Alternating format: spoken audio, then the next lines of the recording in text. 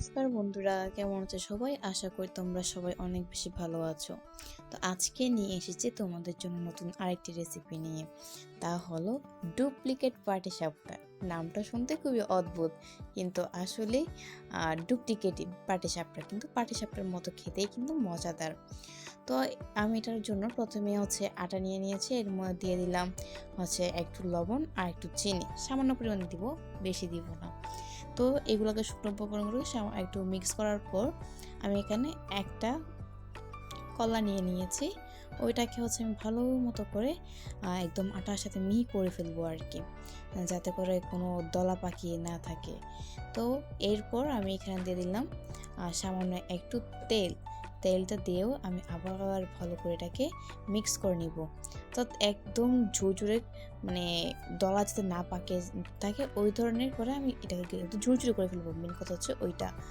তো দেখতেই পাচ্ছ আমি কীরকম করেছি। তো এটাকে ভালো করে মিক্স করার পর একটু হাতে চাপ দিলে দেখবা কি এটা এরকম একটা দলা দলা হয়ে যাচ্ছে।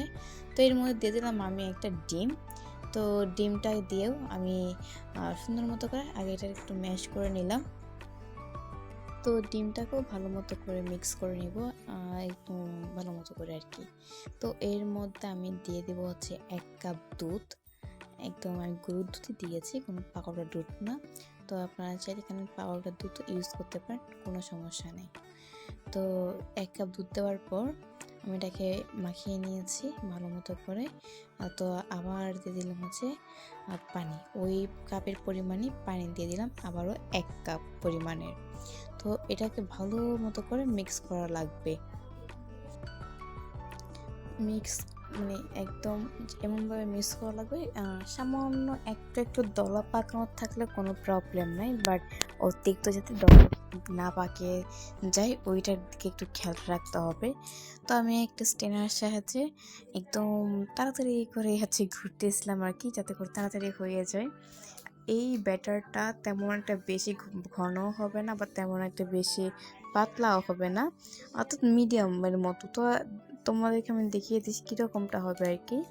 তো স্ট্রেনের সাহায্যে তোমাকে তো দেখাইলাম আমি কেমনটা। তারপর দেখলাম যে না আর একটু পানি দেওয়ার দরকার, তো আমি একটু পানি দিয়ে দিলাম। তারপর বুঝলাম যে না আবার একটা চামচ দিয়ে করা দরকার, তো চামচ দিয়ে আবার ঘুরে থাকলাম। তো কুকিং বাই মুক্তা মানে একদম সহজ রেসিপি। তো তোমরা সবাই অবশ্যই লাইক, কমেন্ট এবং শেয়ার করতে কখনোই ভুলবে না, এবং সাবস্ক্রাইব করতে কিন্তু ভুলবে না। তো এবার আমি একটা কড়াই বসিয়ে দিয়েছি। কড়াইয়ের মধ্যে আমি সামান্য তেলও দিয়ে দিয়েছি, এবং একটা সুতির কাপড় দিয়ে এটাকে আমি একটু কড়াই চারদিক দিয়ে মুছে দিয়েছি আর কি। তারপরে আমি এখানে